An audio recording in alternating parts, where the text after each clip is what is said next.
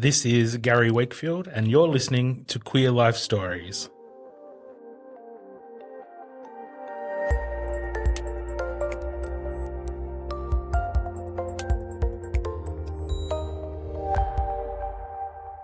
Our podcast is recorded in La Truita, home of the Palawa people. We acknowledge the traditional owners of country, their diversity, histories and knowledge, and their continuing connections to land and community. We also acknowledge LGBTIQA+ advocates, friends and allies whose courage and strengths have helped to make this a more just society for lesbian, gay, bisexual, gender diverse and intersex populations and their families. My name's Lauren Watson and I am the L lesbian in LGBTIQA. But it hasn't always been that way, I guess. So it's only a relatively recent life update that I've started to use the L. Yeah, so I grew up in country Tasmania in the Huon Valley. That's still where I am. Okay. From a young age, I guess, raised in the Mormon religion, or the Church of Jesus Christ of Latter-day Saints, as the church is known as. Youngest of 4 siblings, just loved a really simple country life. I always had chickens and, pet lambs, and just really liked the sort of simple things in life. And that's something that sort of hasn't changed much for me. So I love living in the Huon Valley. So, and it was a pretty good childhood, obviously from quite a young age, I knew I was different. I knew there was something different there that looking at my siblings or looking at people around me or, what you see as a woman or a female, I noticed differences in myself that obviously at that age you don't have the language for. And even if you did, it wasn't talked about. Yeah. So, and it was that thing of just knowing I was not as girly as my sisters or my mum, or liking stereotypical male boy things. And it wasn't even the case of wanting to be a boy. It was just that I knew that the boys had cooler toys. Yeah. Right? Or better clothes, or they could play sports, and because that was, early 90s I'm talking about. So it's a hugely different world then that it is now, that, gender is broken down a lot now in terms of, sport, stereotypes, toys, clothes. It's not as big as an issue as it was when I was growing up, where things were very gendered. Yeah.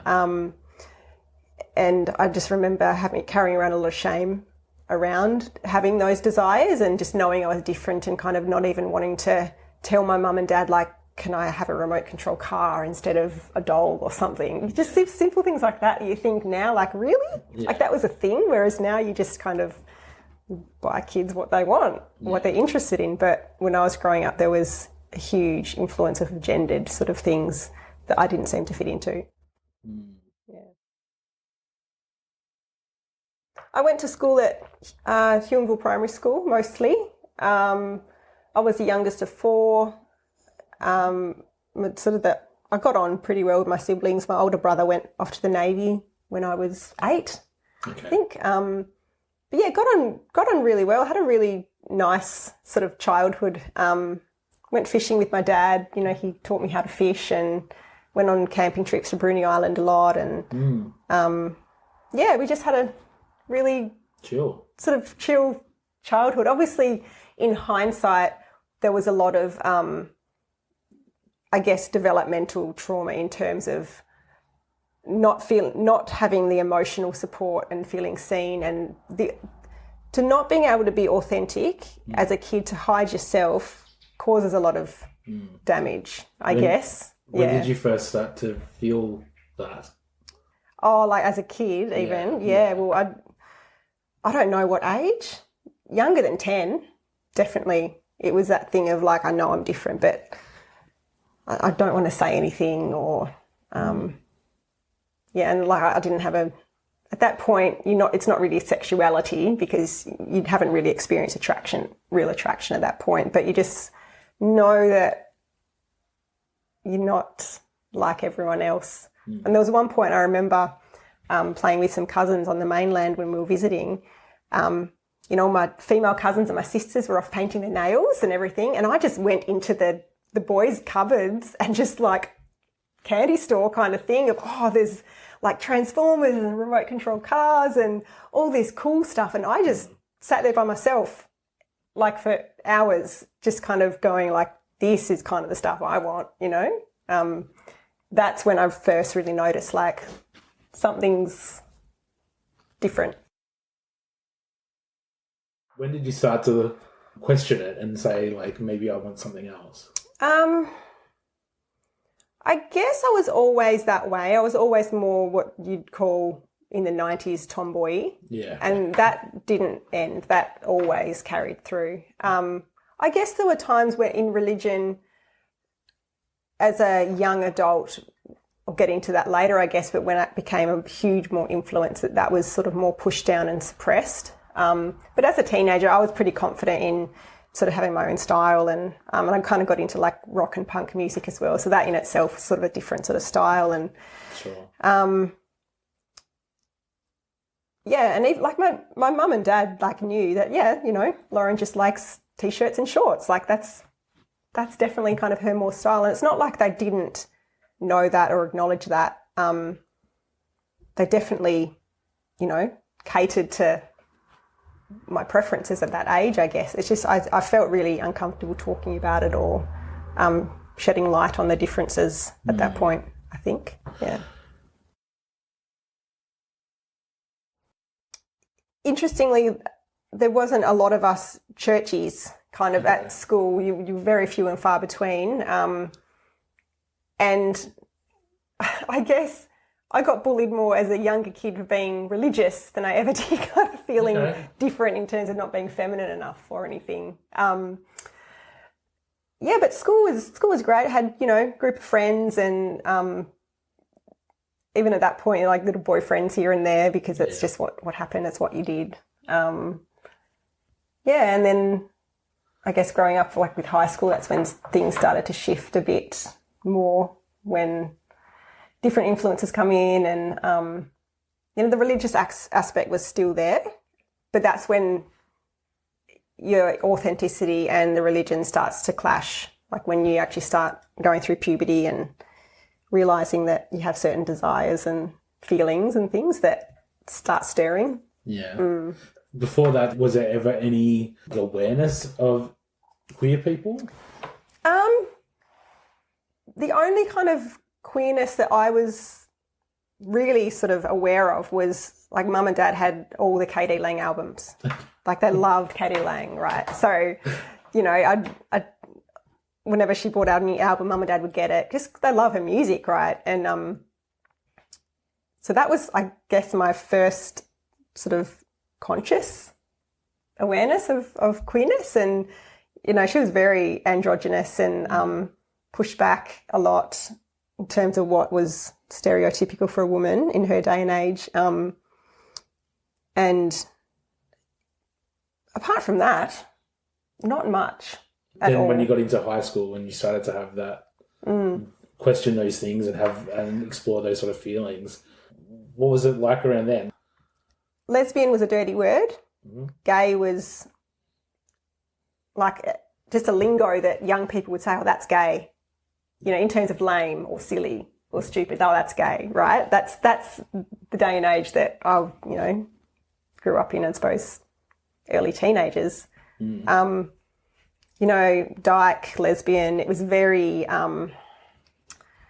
negative connotations. It was always used to put someone down or, it was never used as like, oh, this person's a lesbian or if it's like, oh, they're a lesbian. Like you would in hushed tones, sure, It was never something that I was exposed to with positive light or like a celebratory kind of stance on it. It was always, like shameful or negative or something that you kind of didn't want to talk about. When you started to question your feelings. How did you kind of reconcile? Like, how did you accept that? Like, how did you? I didn't. Okay. It was extremely isolating. So, I guess when I was 14, I started putting some language to some feelings. I guess I thought, was I bisexual? Am I a leso? Literally, this is what I've got written down in journals that was going back through only a few weeks ago, because it starts, for me anyway, it started off with like intense female friendships or intense idealisation of female celebrities or sports stars or things like that, and you kind of start thinking, I sound like a lesbian or sound like I'm bisexual at the moment, but I'm not, like it's those kind of things start coming up, and then you go, I don't want to sound like a lesbian, but this is what I'm feeling, kind of thing, as I'm writing stuff down. And the religious aspect as well was huge, because it wasn't an option to be gay in religion. Like it wasn't even something that, like if you thought those things, it's Satan influencing you, and you've just got to push it down and overcome those feelings by doing better things like praying more or reading the scriptures more, or pretty much pretending they don't exist. And so that was my life for pretty much most of my teenage years. And I also had a girlfriend when I was 16. So there was that in the mix, like acting on those feelings and also still having so much guilt and shame, secrecy about what was going on, not being able to tell anyone, not even telling my parents, siblings, all in secrecy, all in shrouded in shame and self-loathing and all of that nice stuff. Did that come with some depression, anxiety? Oh, huge. I already, I guess, was predisposed to mental health struggles, I guess, from a younger age. I think my personality type and family history as well, it wasn't a good combination. And with religion and then, sexuality issues on top of that, confusion, it just was a perfect cocktail for poor mental health, I think. But yeah, even I think when I was 15 or 16, that was when my first bout of depression started, and I literally took myself to the GP and started antidepressants before, like, my parents didn't even know. So, that's that's kind of the relationship I had with them, I guess, at that point. And with the relationship I formed with my first girlfriend then, she also suffered from poor mental health as well, and it was an interesting journey at that point, but it was not something I'd like to do again. I'd obviously do things differently if I could, but you can only do what you can at the time. Yeah.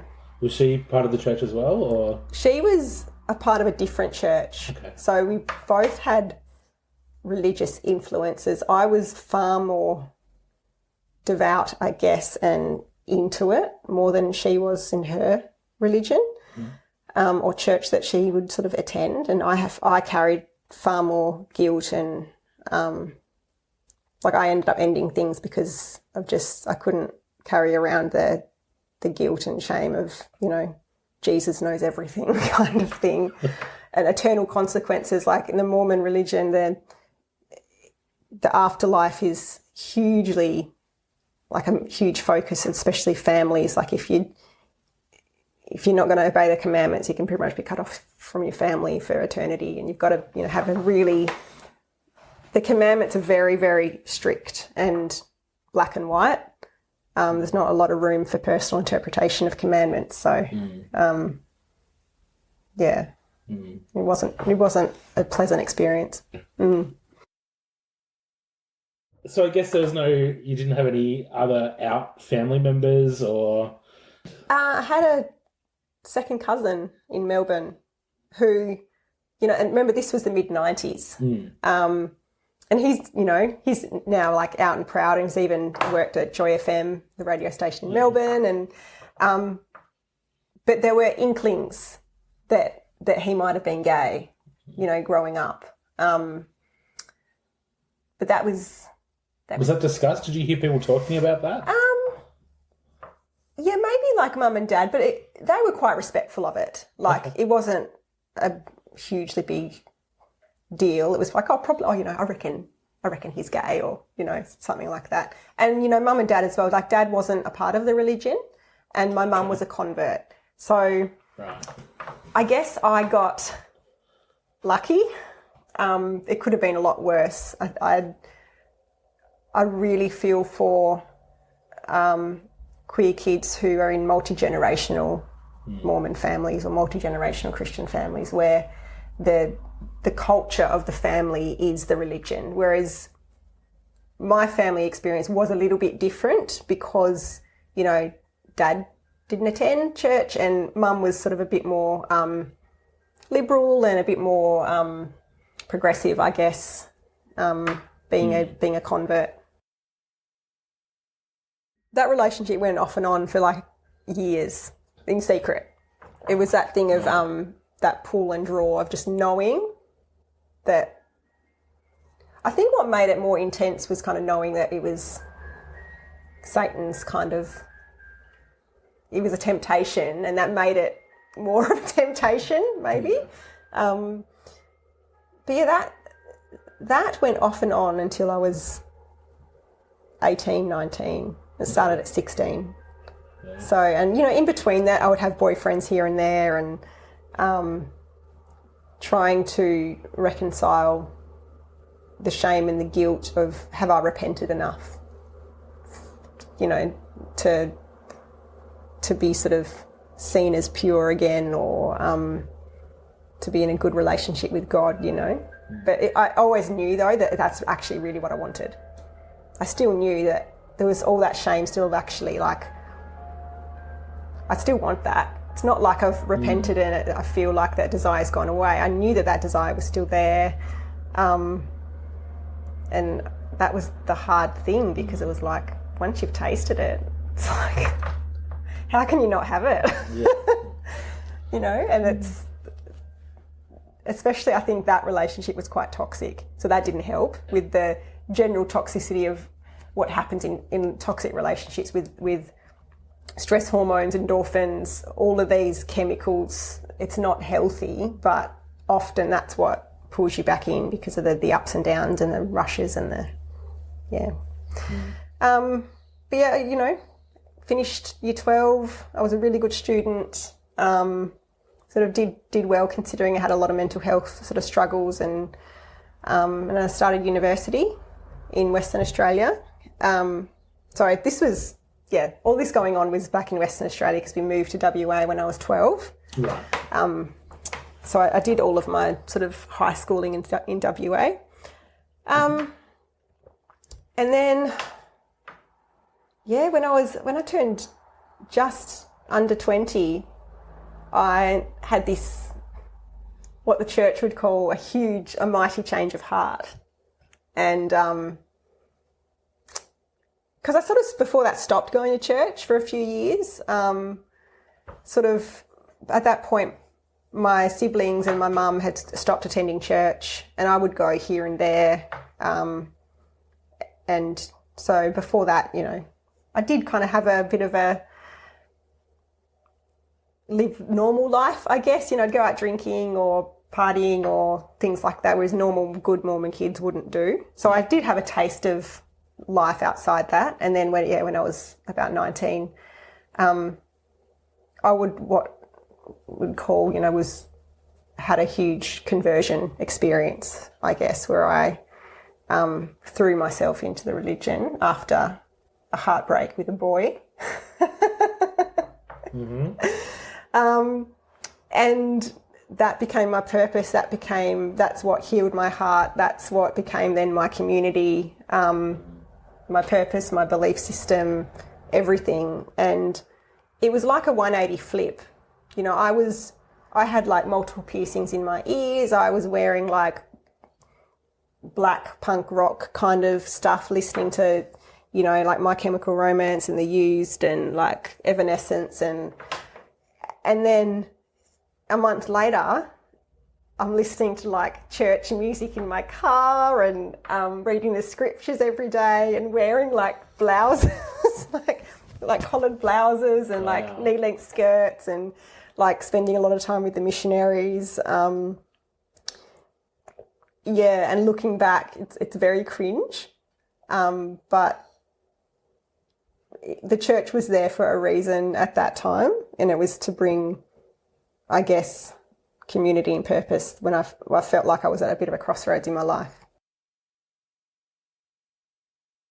But it was at that point that I felt differently about my sexuality and my previous relationship with the girl. It was more like that didn't happen.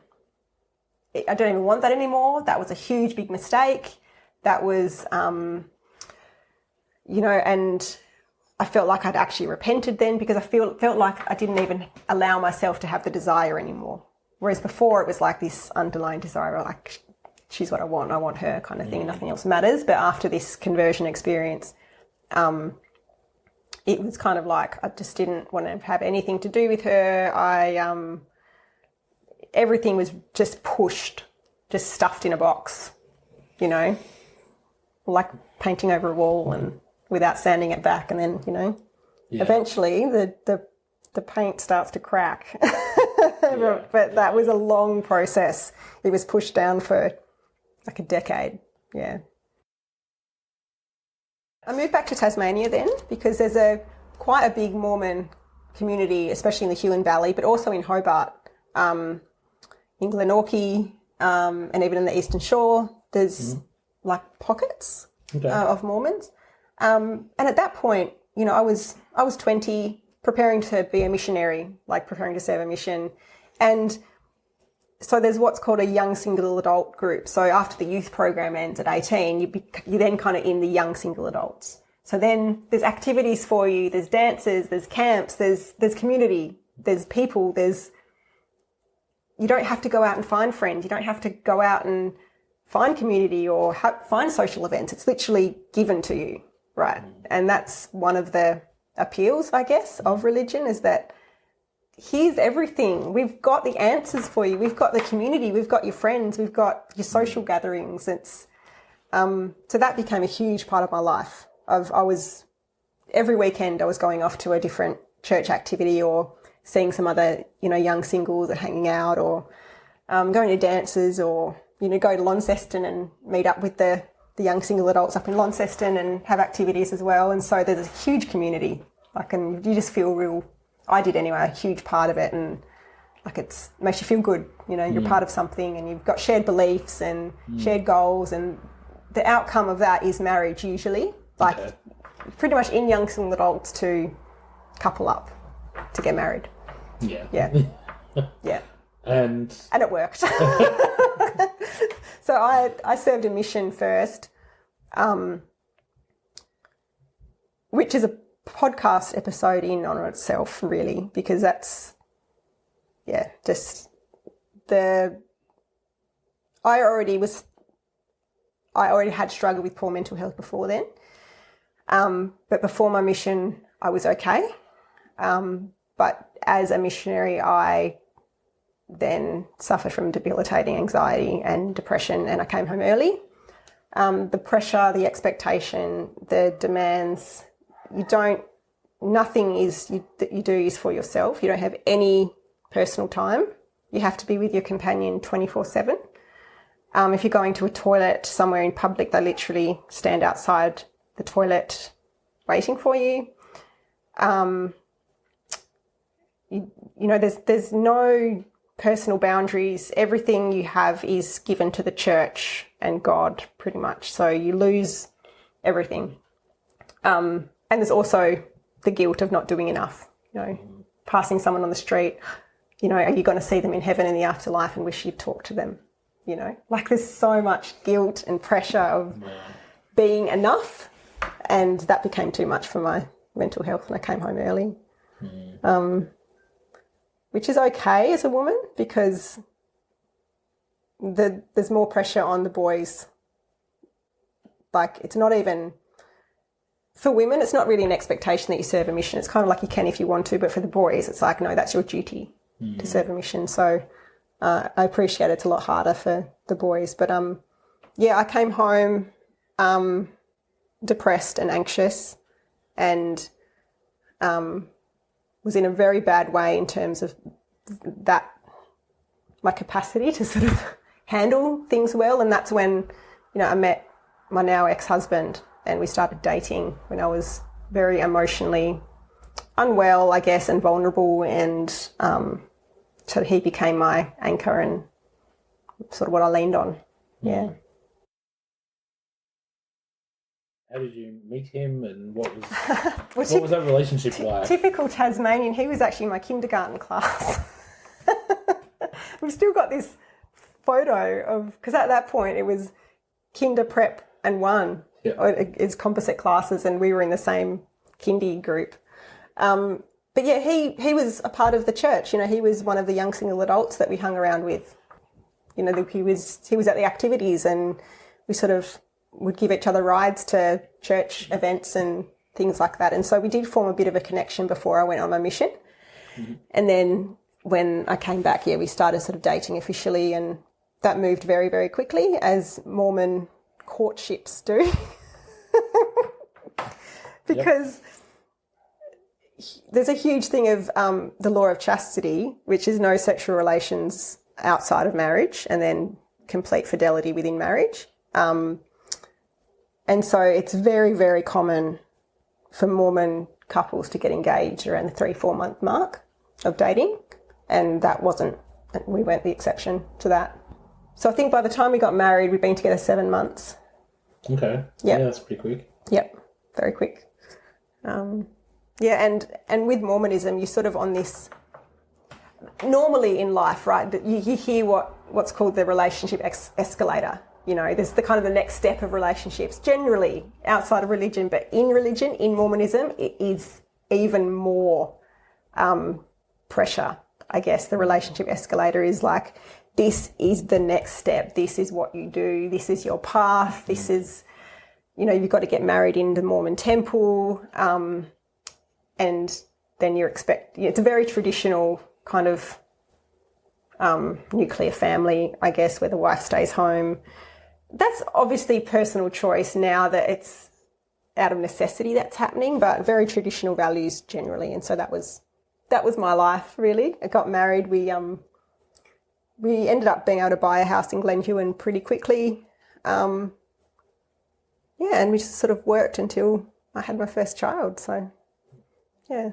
And I felt good, like in terms of where I was. I've felt a lot of peace and purpose. And it wasn't until maybe like after my first daughter was born that I started having dreams about previous life happenings. Yeah, if you know what I mean. I'm picking up what you're putting down. So how long into the marriage was that? 4 years maybe. Because by that point, I didn't even identify as bisexual or anything. I was like, no, I'm straight. I'm heterosexual. And oh my goodness, I thought I was the most virtuous, high and mighty person in the world, because I was like, no, I've been there. You can done it. You can choose. You can choose. I was the worst ally. I was horrible, like looking back. And it's so hard to explain, but the amount of conditioning, the amount of guilt, fear and shame that goes into that religion to get you to support certain ideas. You think, how can people believe these things? But it's so subtle, happens by degrees, over and over and over again. 60% of the messages are good, right?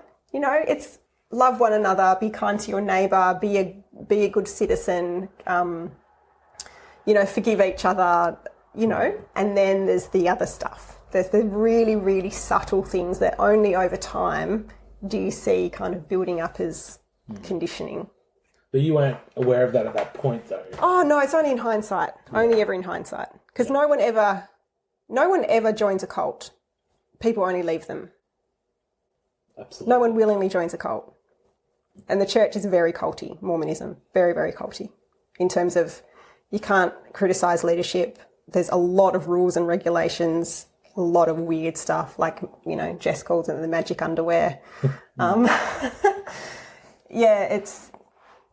So at that point, I was like, no, you can choose. Being gay is a choice because I've chosen to be straight. And I had the experience. I've been with a girl, like I was like the perfect kind of poster child, I guess, for conversion and how Jesus can change you and, you know, all of this stuff that I just put myself on this sort of pedestal of like, yeah, I'm heterosexual, see? Anyone can do it.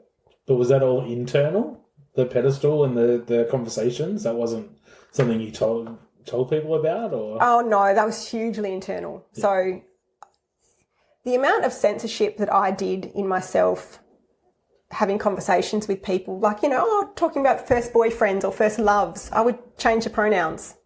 Instead of saying her, I would say he. Yeah. There was a lot of hiding. You can't be yourself, really, in that kind of setting. There's no room for authenticity, or because the amount of shame I still carried around from that relationship, even though I thought I repented and been forgiven, it was still that thing of you can't talk about it, because if I talk about it, then it might bring up things, it might stir things. I just better leave it. So then you got to the point where you started having these dreams of previous lives. What did you do with that? Oh my goodness. I remember the first one. It shook me. I was like, it shook me. So I woke up feeling still in love with her. Like that dream was so vivid. And it's not like I was even thinking about, well, I thought about her a lot, really, like looking back.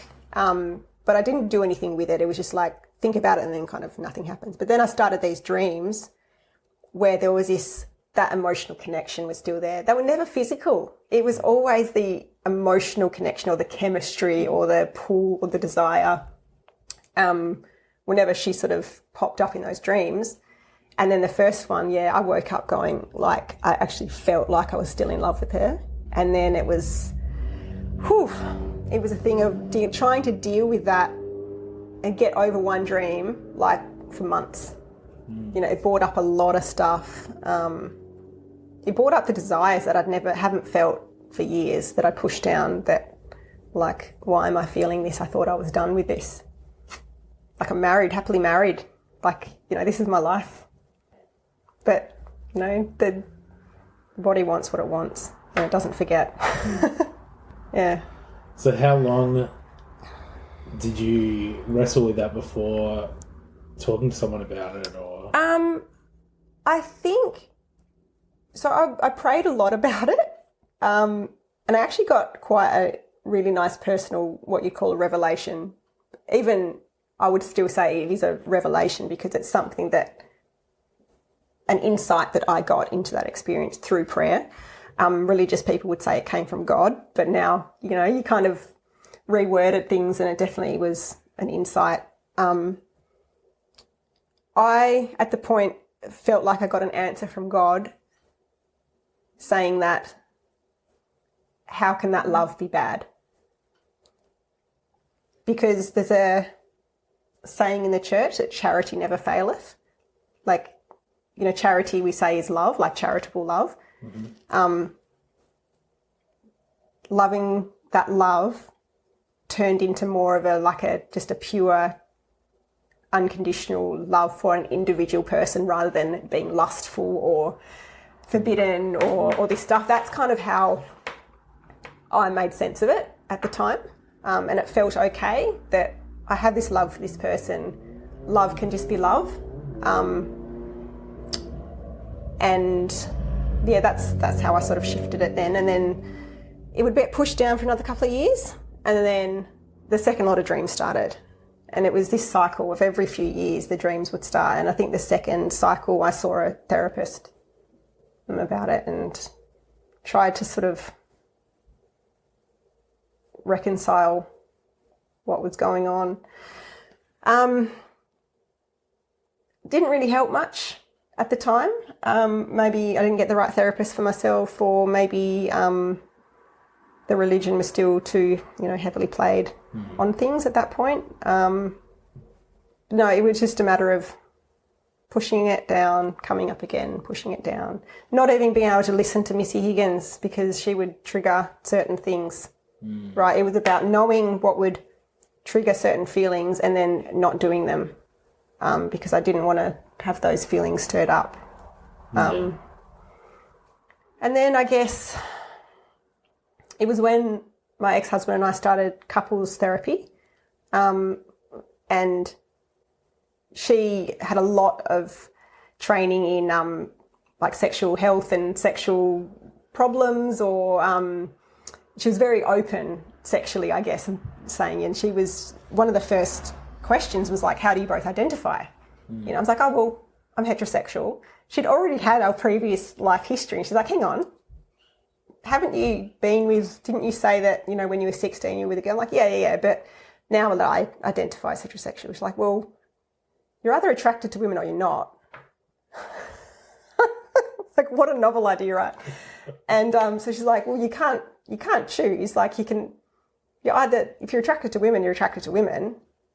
And if you're attracted to women, then you're not heterosexual. I was like, okay. And that really made me think, like, thinking about it now, like, how dumb. But it really made me think, like, yeah, okay. And then at that point, I did start taking on that identity of bisexual in marriage still, like 5 years in, I think. It was a nearly 11-year marriage. And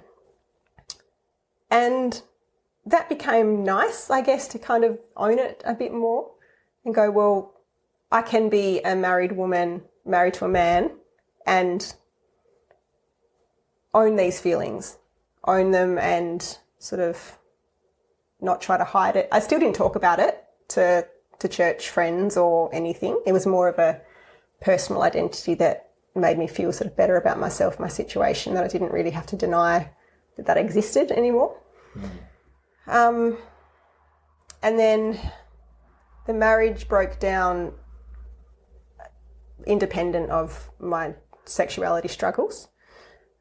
But in that year that it did break down, I did go to a therapist, another different therapist, and be like, it's getting stronger. I don't know how to reconcile this anymore. Like, it was becoming persistent, like more than it ever had before. But not just a thing of like it comes in waves and things. It was, I'm not sure if you can explain this to people who haven't gone through these kind of struggles before. The yearning, it's not just something you might like. It's this innate, who you are as a person knows what it needs and wants. And I wasn't getting it. And it was a grief process of knowing that I was probably never going to have it because of Mormonism and the church, that marriage is forever. And that once you've made this choice, that's it. You're kind of with this person forever and that's your life. And so there was a grief process of letting go, trying to let go of ever having the possibility of being with a woman. Well, that didn't work. No. I'm grateful. Oh my goodness. It's that perspective that makes me, I think now, so bloody grateful every day, where I am and who I've got, and just, where I am in life, I guess. Because, I did go back to a therapist at that point and go like, I don't know how to deal with this. It's getting stronger, more persistent. And I thought she was very good with what she did. She sort of said, right, let's just put that part to the side for now. That's always going to be there, right? That issue's, that's always going to be there. Let's look at the marriage. What's going on in the marriage? How's the marriage? And the marriage was terrible. It wasn't great, right? And so we sort of worked on that issue first, of what I actually wanted in the marriage. And then we looked at the sexuality thing. And it was a year process of losing my faith in the religion first. That happened first, over years, I guess, many years of degrees deconstructing, and then being able to be in a place of like, my personal values don't actually align with the church's personal values, and sort of being brave enough to step back.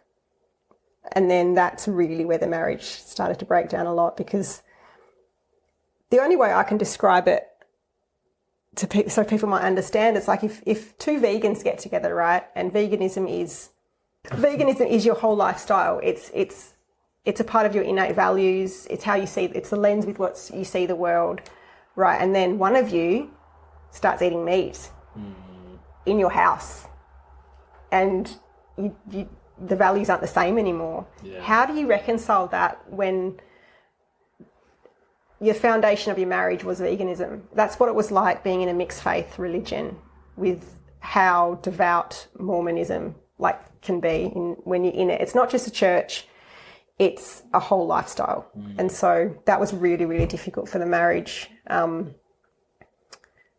Just little things of me drinking coffee, because Mormons don't drink coffee. No, tea or coffee. I knew Mormonism wasn't for me. Yeah, and so we really struggled to reconcile the rapid changes that were happening with me, I guess. And I wouldn't want to put that on anyone. It's very, very difficult for anyone to try and navigate the rapid changes going on, like with someone that you love, that you've been with for 10 years, and you're seeing all these changes, and you might kind of think, oh, you grow and evolve together. But when you're in that system of, no, this is what's right and wrong, and this is our destiny as a married couple, and all these changes come in, it was really difficult for my ex-husband to sort of cope with and to absorb those changes, I guess. From day dot, he knew about my history, and he was, okay with it. He was never threatened by it or had an issue with it until it threatened the marriage. Yeah. Until it became real.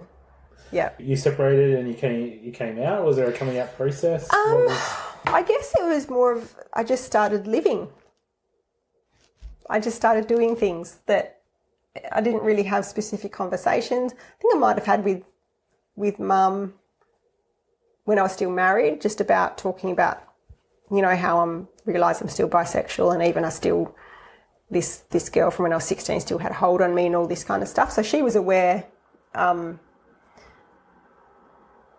I think when I was talking to Mum and Dad during the separation, she did ask, would I start dating women? I said, yes, most definitely. Because at that point, with the church out of the way, the belief system totally just crumbling because of literally like the internet now, you can do Google searches and everything comes falling down. Yes. Very, very like a house of cards. Yes. There was no sort of barrier at all. And it became quite exciting to think about the possibility of can this actually happen? Seriously, I might actually be able to date a woman. And just that prospect was very exciting. Yeah. Yeah, and I'd grieved the marriage, I guess. I think it's quite typical with women generally. They say that you grieve the marriage before it's even over. And by the time it was over for me. Same can't be said for my ex-husband. He's really, really struggled. But at that point, I was really ready just to sort of move ahead and start the next sort of phase of my life, I guess. What did that look like? Oh, it was messy but exciting, fun, heartbreaking, processing trauma, all of this stuff at once. So there was leaving the religion, sort of coming out and going through a separation divorce, was all happening at the same time. Well, parenting. And parenting 3 kids. Yeah. So, even one of those things by itself is a huge thing. Leaving a religion like Mormonism, you don't just leave the church, you leave friends, a community, a support group, social circles, a belief system. there's so much that just comes with that in itself. And then I didn't have any friends, like authentic friends, really. Like I didn't know any queer people. I didn't have people to take me to queer events or, so I just got on the apps, I guess, and had my first experience not knowing anyone, like not even being able to have a sounding board of like, I'm talking to this woman and this is what's happening, share it, not even like really share it with anyone. It was quite isolating. It's still exciting, but it took a long time to build community and friends and find your people. I just thought I'm the only queer person in the Huon Valley.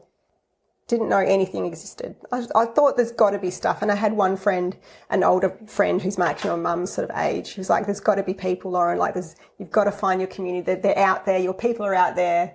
I said, where? I don't know. Like, I didn't know any groups. I didn't know Working It Out. I didn't know any of the queer women groups but now, like, once you start getting your foot in, it all just opens up,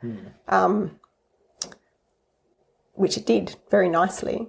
And there was a very, very nice sweet spot where, when I was single, had wonderful community, really good friends, lots of social outings and gatherings. I was on the dating apps but yeah, it took a while for things to settle, especially like starting therapy as well. Things start to stir up and you process a lot of shit from 10 years of a marriage where there wasn't any trust and lots of, horrible things happened and also at the same time processing the religious trauma that you didn't even know you had until hindsight going, yeah, that was really wrong. That shouldn't have happened. So it was lots of things at once. My name's Jess Yasuda and I identify as a lesbian, but that also wasn't always the way for me either. That's been something that's been pretty new in the last 18 months, really. After I met Lauren. Pretty recent. Didn't realise I was a lesbian until after Lauren and I got together. All right. So I grew up really close to here on the Eastern Shore. Typical 2-parent, 2-kid household. Really happy childhood. There was a lot of family conflict. My parents didn't get on well at all. And my mum had some mental health issues.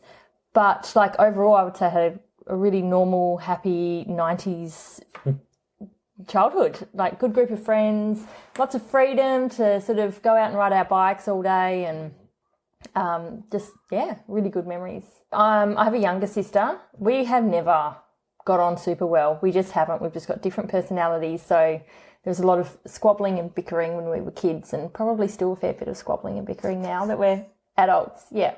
It tends to keep going. Yeah, but I did have a best friend who lived right across the road and she's still one of my best friends now and had a, great group of friends who I still see lots of them regularly. I had grandparents that were from Germany and we would spend every Saturday at their house. My granddad would come and pick me up on Saturday mornings and my sister and we'd spend the day there and I have so many fond memories of being at their house. My grandma was a wonderful cook and she used to always take the time to sort of stop and play with us, which was really nice. And then my other grandparents lived in Launceston, but again, I have great memories.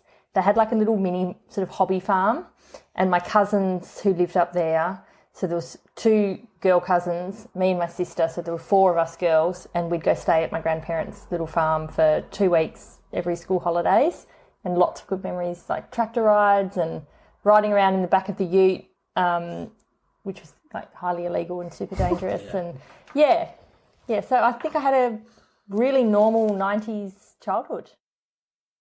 Were you aware of queerness as you were growing up? No, so thinking about it, I remember Ellen on TV when she came out as a lesbian, everyone was talking about that.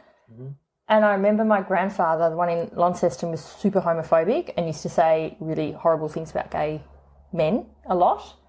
But that is literally it. I don't think we were really exposed to queer people at all. I mean, I knew what gay was and I knew what lesbian was. I had no idea that there was all those other letters, bisexual or just nothing like that at all. Yeah. I do remember at Salamanca, going to Salamanca Market and they had the, we should legalise being gay. Like, it should be legal. Decriminalise it. Decriminalise it, yeah. And my grandfather, that's probably what prompted a lot of his comments about, no, they shouldn't make it legal, blah, blah, blah. Were you tomboyish at all? No, or? super girly girl. Really couldn't wait for Dolly magazine to come out every month.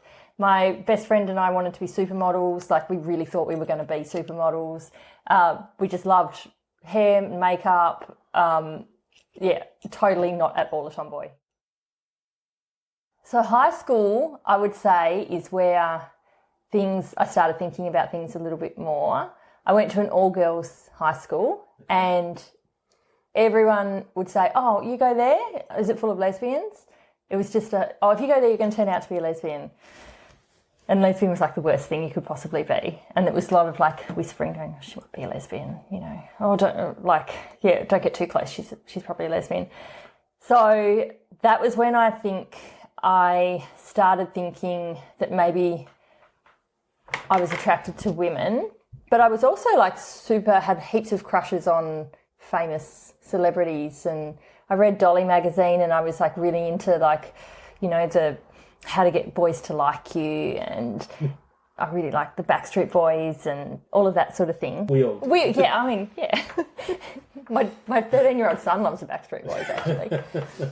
But in high school was when I was in grade 8, and I just was watching house drama performances, and there was this girl who must have been in grade 9 or 10, and I just went, oh wow, I like just feel so attracted to her. I just instantly had this massive, massive crush on her.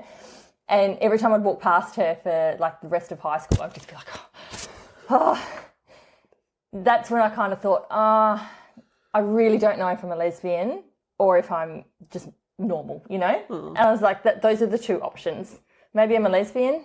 No, I don't think I am. I really like boys as well. No, I think I'm just straight. And that's kind of when I started thinking about it a little bit more. But at that time, the only lesbian was Katie Lang and Ellen. And I was like, no, I don't want to have, that's not me. I don't want to have short hair. Like, I like makeup, and I like wearing dresses. So I guess it was sort of like a little bit of I don't know if it really bothered me, but it was definitely something that I thought about, but I didn't really share with anyone, I think.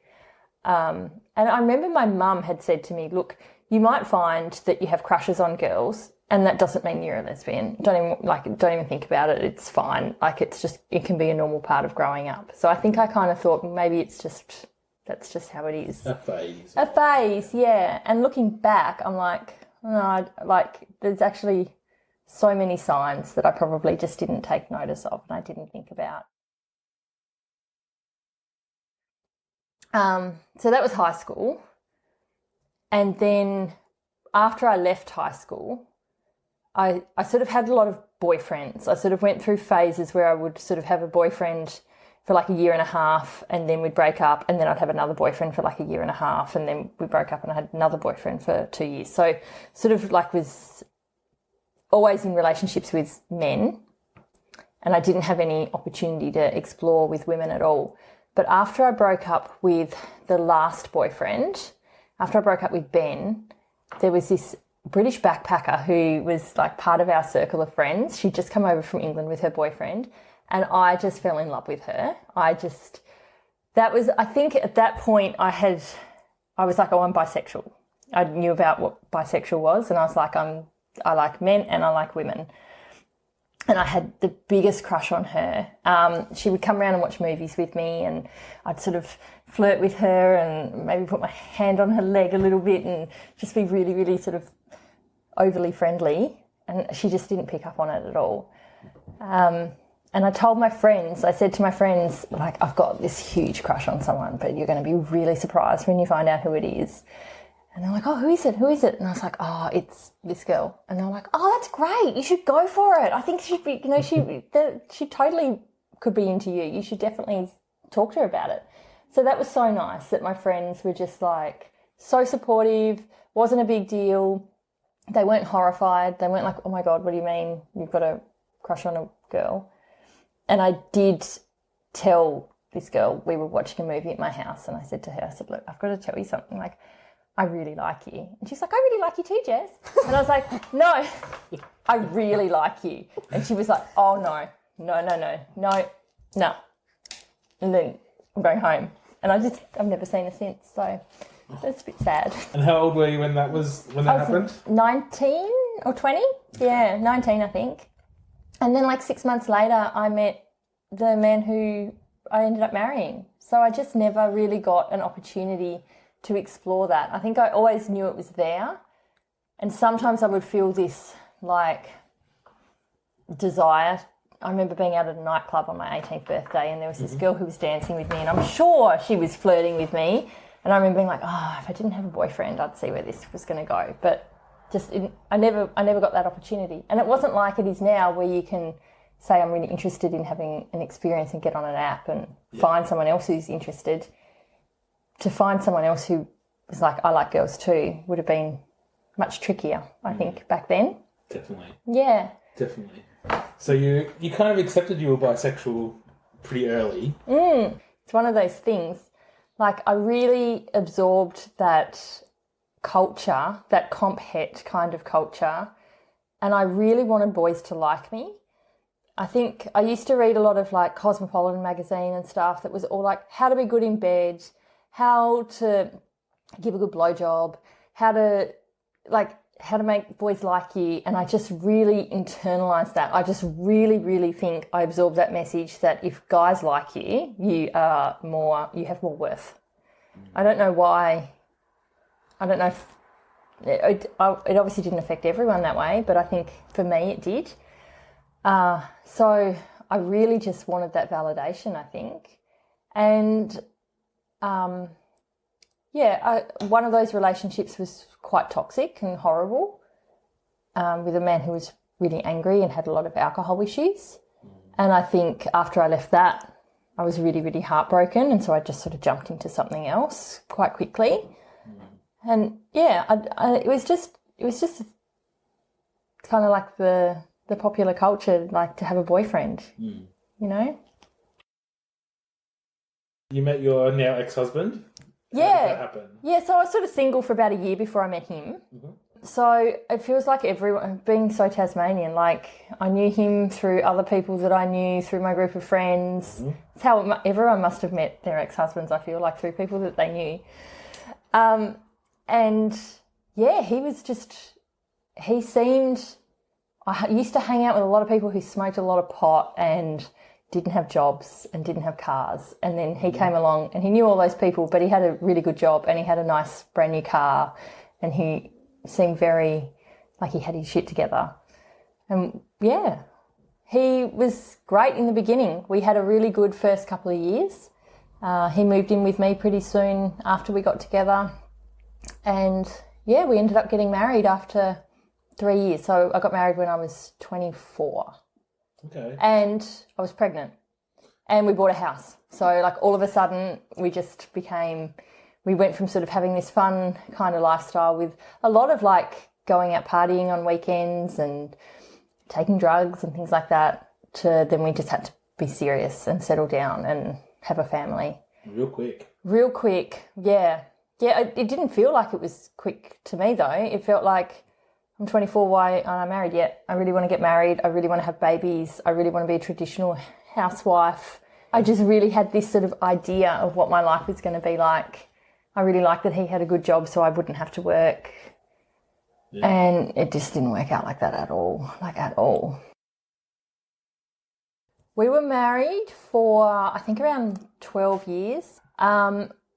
We had a lot of issues right from when we got married and had a baby. Things just kind of fell apart. I sort of don't want to share too many details about him and what he was going through, but he had a lot of issues with addiction. And then about 5 years, and so we had problems and we had marriage counselling twice.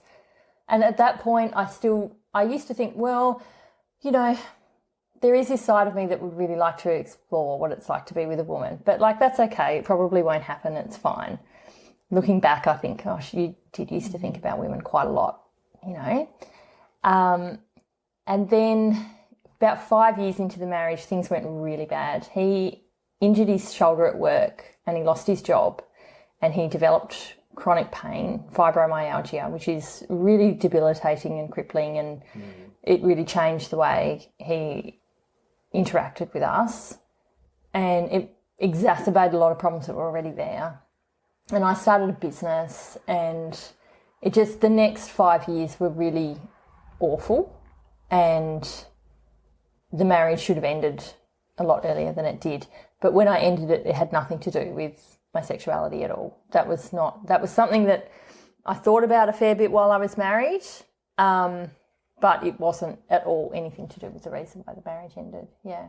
And I kind of thought there was a lot of trauma bonding in the marriage. So I honestly thought that he was my soulmate and I'd never find anyone that I loved as much as him ever again. And I was just going to get a lot more cats and drink a lot more wine, and it's just going to be me and the kids forever. And I was okay with that. You know, I grieved the marriage and I was sad, but I knew it had to end. And I just never expected that things would have ended up the way they did. Just never thought that was going to happen.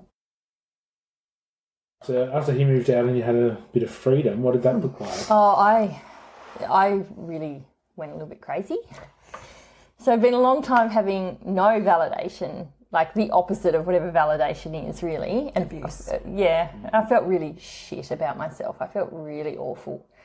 And he moved on very, very quickly. He literally moved out of this house into his new girlfriend's house, which was it kind of stung a little bit. So I just had this sort of like this experience where I was just feeling so joyful every day to be free of the marriage. I wasn't expecting that, but like I was literally just walking around like almost high as a kite all day, just going, this is brilliant. Look, I've just got this, I can do what I want. You know, if I don't have to worry about if I've left the dishwasher door open, like it's fine. This is me and the kids. We're just going to be so happy. And I was like, I'm never having a relationship again, but I am going to have a lot of casual fun. I said, the kids will never meet a partner of mine. It's going to be me and the kids as our little unit. And I'm just going to have these sort of like relationships with people that the kids aren't going to know about it. I'm just going to have casual fun, and it's going to be just, that's how I want to live the rest of my life, like that. And I had a good go at that. Like I got on Tinder, and the first thing they ask is like, are you interested in men or women?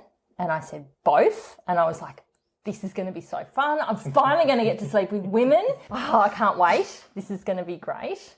Because Lauren talked about having that longing feeling of like, I know I'm never going to get to experience that.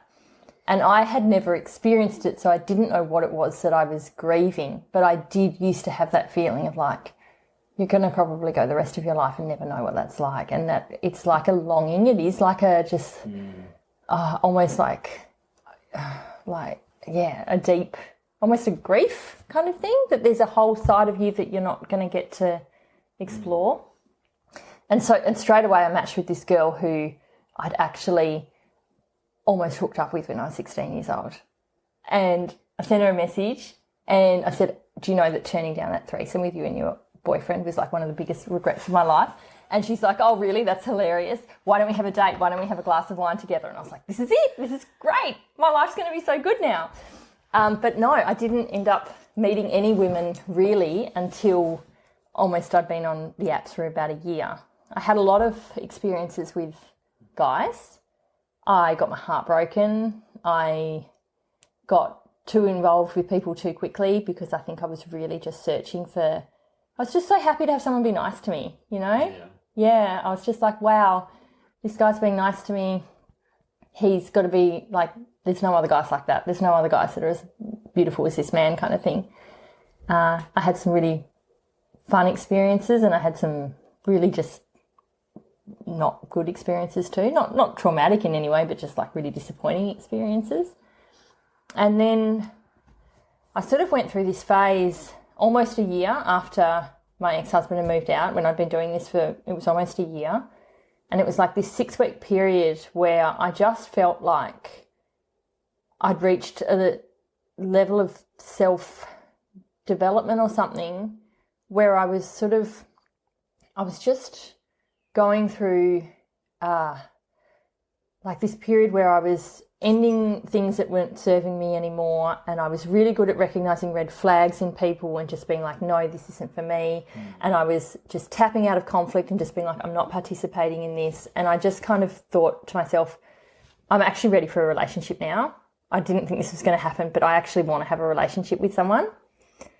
And so I'd had about a month off. This whole time I'd had some time off the apps. It wasn't making me happy anymore. It just wasn't giving me any joy. It felt like a chore. I felt like I was going on all these dates with people and there was like no chemistry with most of them. And so I'd had some time off, and then I was like, right, I'm ready for a relationship. And I rewrote my Tinder profile, and I actually put in some information about myself. And I said, I'm not looking for something really serious really quickly, but I'm also not looking for casual fun. And I went on 3 dates with women who were all called Lauren, which is hilarious. and Lauren was the third one. And but at that point, you'd stopped searching for men, though, on Tinder, right? Yes. Yeah. When I said I want a relationship, when I got on Tinder, I put on men and women, and then I started matching with men or seeing men, and I was like, no, I just don't want to do this. I don't want to match with men. I don't want to have any more dates with men. I don't think I want a relationship with men. I really want to put all my energy now into meeting women. So I changed it to women like the next day or something like that. And then matched with Lauren like less than a week later, I reckon. So I thought, I must be bisexual. But then I also thought, if I haven't been with a woman, how do I know if I'm bisexual? Maybe I wouldn't like it. Maybe it's not for me. How can you call yourself bi if you haven't got any experience? Which now, looking back, I'm like, that's so ridiculous because straight people don't do that, do they? No. But yeah, but I was very comfortable saying to people I'm bi. Like when I first got on Tinder and I said to my friends, I've put men and women. My sister said, you're going to tell Dad you're a lesbian? And I said, I'm not a lesbian. I'm just on the spectrum. It's all on a spectrum, isn't it? You know, I'm just open to everyone kind of thing. Yeah. And actually when I headed off to my date with Lauren, my sister was driving me to pick up my car and she's like, so you're going on a date with a woman, are you? What are you? Are you bisexual? Are you a lesbian? What is it? Who do you want to meet? Like, do you want to meet a man or a woman? And I said, well, I think I'd like to meet a woman, but I don't think I'm a lesbian. I'm just on the spectrum somewhere. She seemed quite concerned with how I wanted to label myself. Yeah. So you met on Tinder? Met on Tinder, yep. Yep. Terrible first date. Oh, it wasn't terrible. It was mediocre. It was okay. It was okay. It definitely wasn't me at my best, though. But at that point, though, I'd really lowered my expectations of first dates. Like, I'd had a lot of bad experiences too. I took a break from dating as well. And like Jess said, I really went through a similar journey of self-development and recognising red flags, recognising green flags, knowing what I wanted and what I didn't want anymore. Like, you go through that thing. And for me, it was that thing of, lower expectations of first date. All I need to know on a first date is if I want to see them again. That's it. Yeah. You know? And I think that made it very easy. Because it was an okay date. But for me, that's all it needed to be. And then the next few dates, then you have the conversations, then you see if your values are aligned or if there's compatibility. And because I think I had experiences where I'd not qualified people early enough and you just run on chemistry early on, and like the first date, it's like, this is the one, blah, blah, blah, you know, whereas like, no, you really have to tone it down, you know, cut it all back to real basics. Do you just want to see the person again? Yes or no? Yeah. And we did. Nearly didn't though. Yeah, I was super hungover, really hungover.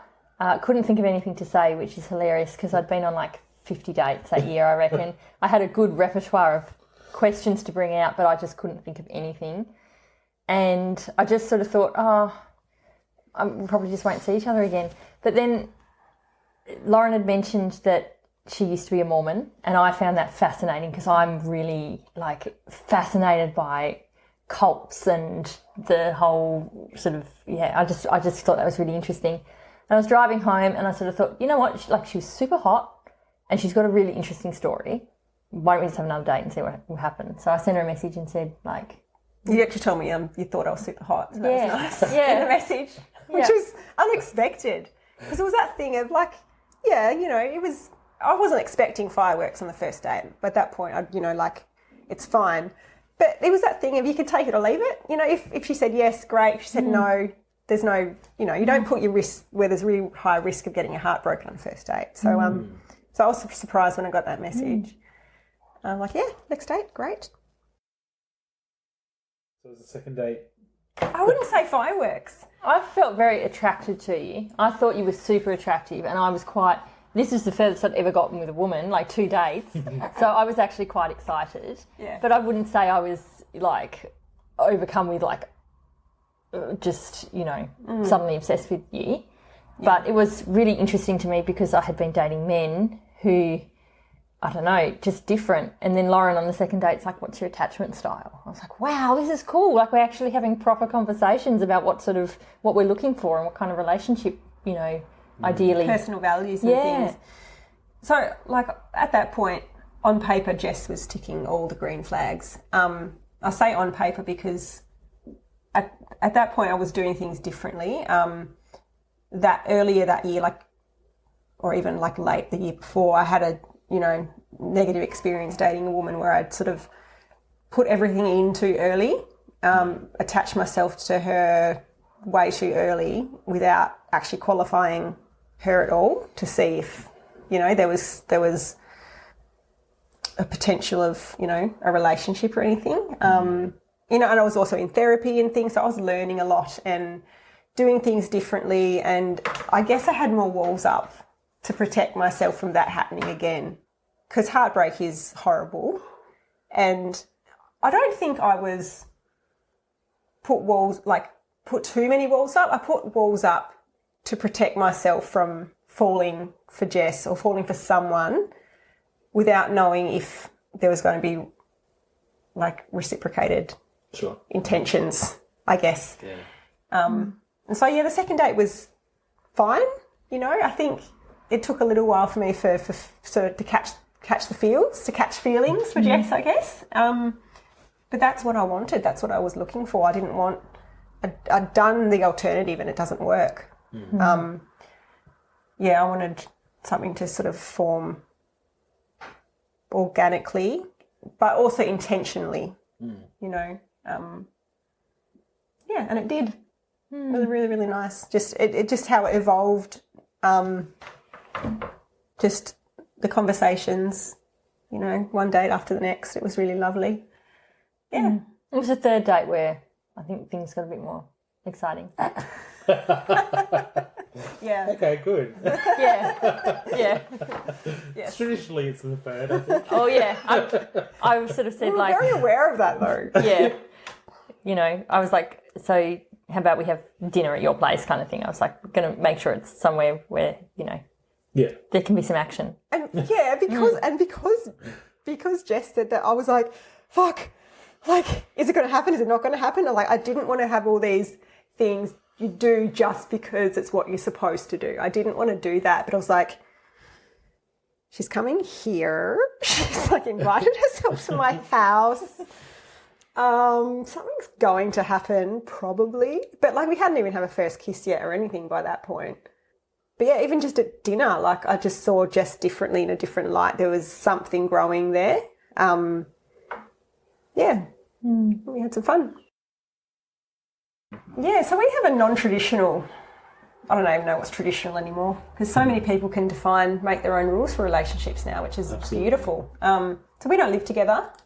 We live an hour apart and we have 6 kids between us.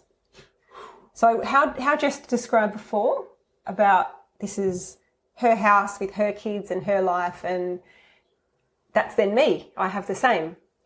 We pretty much we're living our lives parallel to each other, I guess, and then we come together on our weekends off and we talk on the phone and we, have times where we meet up with all the kids on school holidays and, share weekends together and things. Yeah, it works really well. My kids love Lauren. They were fine with me dating a woman. They couldn't care less. No one even batted an eyelid. I wouldn't say I came out to anyone. I just said I'm dating a girl, and some people a little bit surprised. The lady my employee, she's an older lady. She was like, "Oh, oh, okay. But most people were completely fine with it. I do have religious auntie and uncle who just have never asked me about Lauren. They just don't mention it. But apart from that, and my mum did have some really hurtful things to say, but I think she was very surprised. And I think you maybe just give people a little bit of grace when they're adjusting to something that's a surprise, because she thought I was dating men. But overall, it's just been like completely fine. Like Lauren's just fitted into my life, and the kids love her, and I really like spending time with her kids. It works really well, but we have no intention of moving in together. We think that a lot of what works so well is that we have time to miss each other, and we don't have to figure out how to parent each other's children or... Just add so much stress to a relationship. I think it's not necessarily needed. Like we're very, very happy with, something that Jess put on even on her Tinder profile, I think was very happy being independent, loves her independence. And I've become very used to just being a one adult household of doing things the way that you want to do them. And it's not about not being able to compromise, but I think it's just knowing what works individually for each of us. Maybe one day when we're retired and don't have any kids in the house, but still Jess has no intention of moving from the Eastern Shore, and I don't have any intention from moving out of Huon Valley. So not sure how that's going to happen. Yeah. It was only after Lauren and I got together that I sort of realised how love is meant to be and how sex is meant to be, and I realised that I'm a lesbian. Like I don't think I was ever really attracted to men the same way that I'm attracted to Lauren and attracted to women. Like there's something different there. And I found it quite unsettling. The first few months that we were together, there was sort of like this voice in my head going, this is right, this is right, this is how it's meant to be. And I found it unsettling that as someone who thought I knew myself really well, that you can be a lesbian and not realise till you're 36. And I wasn't even sure if I was bisexual before we got together. So that was a bit of a journey. Yeah, I just feel so unbelievably happy. I didn't realise that I was being inauthentic with myself until I can be authentic, and now that feels really joyful. Yeah. And do you have a queer community around you now? Yeah, we do. We go to like a little queer women's meetup called Twist of Lemons at Boodle Beasley in North Hobart once a month. And Lauren has some queer friends. Most of my friends are pretty straight or reasonably towards the straight end of the spectrum. So mostly I've met queer people through Lauren. Yeah, same, because I had to pretty much start from scratch. Like I've still got people that I keep in touch with from church who I think are still quality people to have in my life. I think you go through the journey of being able to sort of choose that rather than just having a designated community. And just because I left the church and stuff, it doesn't mean that I just 100% cut off everything and everyone. There's still aspects of that community that I love and that are always going to be a part of me. So there's going to be people that are in that as well that I still sort of want in my life. But I do notice the difference of having queer friends. Just the feeling in your body that I just call it ease. It's just ease in your body for me being around queer people.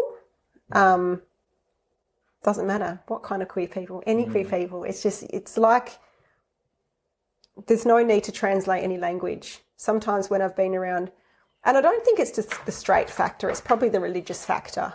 You kind of feel like you do have to speak another language, or you're trying to translate a different language, whereas when you're around queer people, you can just talk in your native tongue, I guess, and it feels natural and easy, and there's no having to translate different things, or I think there's that sort of similar experiences of no matter if, like us, we're married to men or someone who's known they're gay their whole life, you still share similar struggles and experiences, and you see the world generally through a more similar lens than people who I don't know.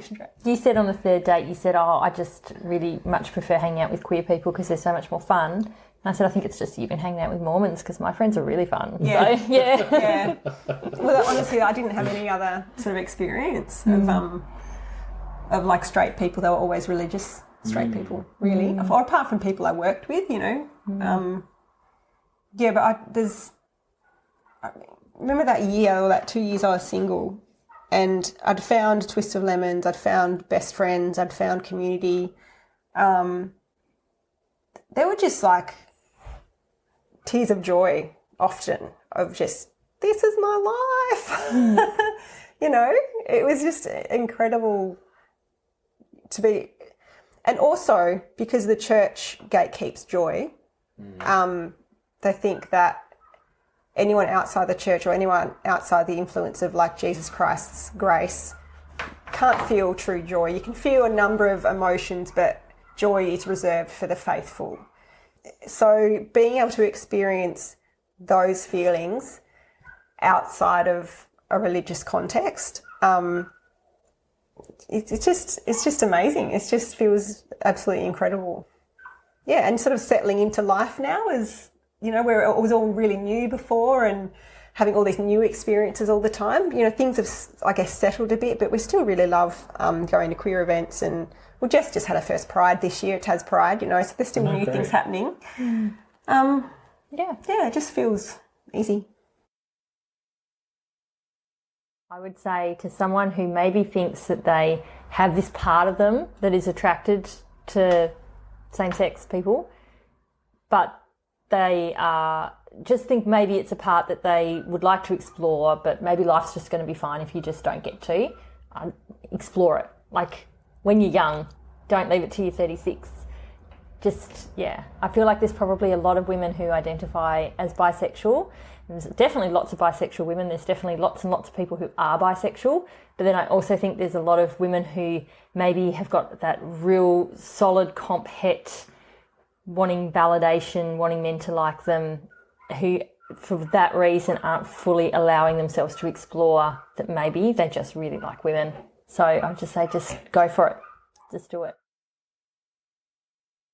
I guess mine's a little bit different. I think I would come at it as if I could do things differently. And it's not about doing things differently. I think it's about giving yourself compassion for the capacity that you had at a certain time in your life. So if, you know, you are in a similar situation like we were, or someone in their 30s or 40s or later that are going like, why did I do this when I was young, or why didn't I do that? Or we do what we can with what we have, and it's never too late to change who you are. It's never too late to be the person who you were born to be. And the longer I've kind of come on this journey of coming out, I know this sounds silly, but it's like I just get gayer and I just love it even more. Like, you know? Yeah. You do keep getting gayer. And I just feel like I was born to be gay, in terms of it just feels so easy and natural and like ease. There's so much ease just living the way you're supposed to live. And I think maybe for some older people, there can be a bit of shame or a bit of regret, perhaps, of not doing things a certain way when they were younger. But yeah, self-compassion, I think, is huge to sort of... That's a good balance to what I said. I think that's kind of the flip of it, isn't it? I think it's good. Brilliant. Thank you both for being so open. And No, thank you. No, thank you for taking the time. Like, yeah. My pleasure. If this episode has raised any issues for you, please take some time to reflect and ensure you reach out for support if you need it.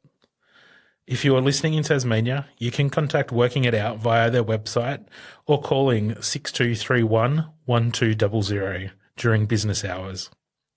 If you need immediate mental health support, please contact Lifeline on 131114 or Beyond Blue on 1300 22 4636.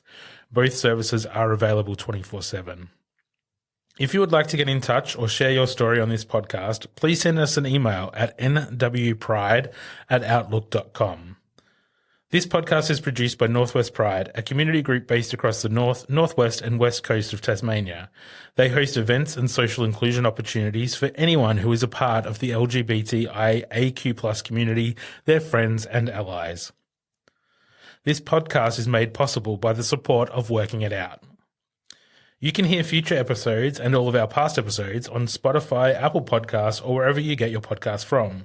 Please follow, rate, and review if you can. It does help us to reach more folks who might enjoy or benefit from hearing these amazing life stories. We'll be back soon.